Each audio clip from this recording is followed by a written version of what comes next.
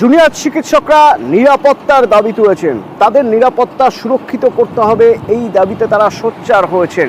ঠিক এই রকম একটা জায়গায় দাঁড়িয়ে গতকাল রাতের একটা ফুটেজ দেখাবো আপনাদের। সাগর দত্ত মেডিকেল কলেজ, দেখুন একবার।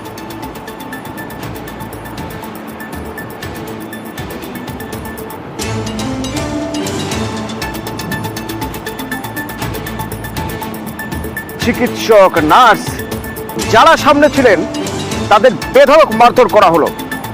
কারা মারধর করছেন? মারধর করছেন রোগীর আত্মীয়রা, রোগীর পরিজনরা।